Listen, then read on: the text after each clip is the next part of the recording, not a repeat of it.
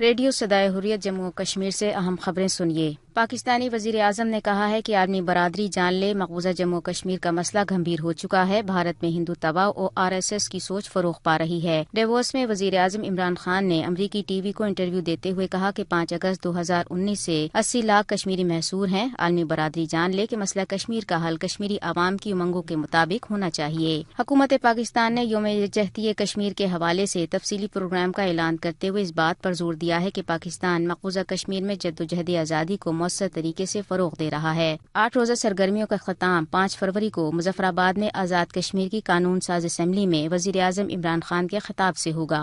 مقبوضہ کشمیر میں حریت فورم کے غیر قانونی طور پر نظر بند چیئرمین میرواز عمر فاروق، جموں کشمیر یوتھ فورم اور دیگر جماعتوں نے کشمیری عوام سے 26 جنوری کو نام نہاد بھارتی یوم جمہوریہ کو بھارت کی طرف سے تمام سیاسی، مذہبی اور سماجی حقوق سلب کیے جانے پر یوم احتجاج کے طور پر منانے کی اپیل کی ہے۔ مقبوضہ کشمیر میں تعینات بھارتی فوج نے نام نہاد یوم جمہوریہ کی آڑ میں سری نگر، گاندربل، بڈگام، پلوامہ، اسلام آباد، شوپیاں، بارہمولہ، بانڈی پورہ، کپواڑہ، ڈوڈا، رامبن، کشتواڑ، راجوری اور پنچ کے اضلاع میں تلاشی اور محاصرے کی کارروائیوں کے دوران لوگوں کو ہراسا، انہیں تشدد کا نشانہ بنایا۔ صدر آزاد کشمیر سردار مسعود خان نے کہا ہے کہ کشمیری اور پاکستانی عوام نے تیسرے فریق کی ثالثی سمیت تنازع کشمیر کے حل کے پرامن طریقوں کی ہمیشہ حمایت کی ہے۔ خبریں ختم ہوئیں۔ ڈیووس میں وزیر اعظم پاکستان عمران خان کی جانب سے عالمی برادری کو مسئلہ کشمیر کی ایک بار پھر بازگشت سنائے جانے سے یہ مسئلہ عالمی سطح پر ایک بار پھر ذرائع ابلاغ، سفارتی حلقوں اور عوام میں زیر بحث ہے۔ 5 اگست کے بعد پاکستان نے جو دور رس حکمت عملی اپنائی وہ ثمرات دکھا رہی ہے اور بھارتی حکومت نہ صرف بھارت بلکہ عالمی سطح پر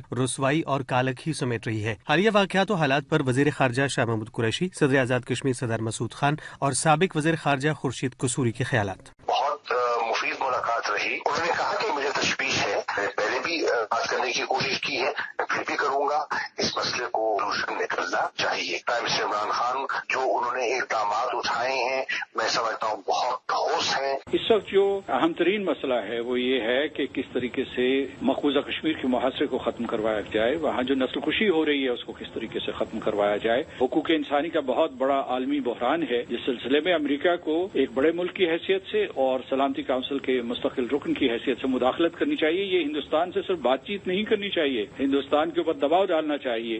پاکستان یہ توقع کرتا ہے امریکہ سے، چین سے، ترکی سے، ملیشیا سے اور دیگر پاکستان کے دوست جو اس ادارے سے منسلک ہے کہ وہ پاکستان نے جو ترقی کی ہے اس کو ریکگنائز کریں گے اور FATF کی گرے لسٹ سے پاکستان کو باہر نکال لیا جائے گا۔ کشمیریوں کی جدوجہد اس نہج پہ پہنچ گئی ہے کہ اس کو مزید دبایا نہیں جا سکتا۔ کل کے روشن سورج کے طلوع ہونے کی طرح یہ بات حقیقت ہے کہ اب فتح جموں کشمیر کے عوام کا مقدر ہوگی۔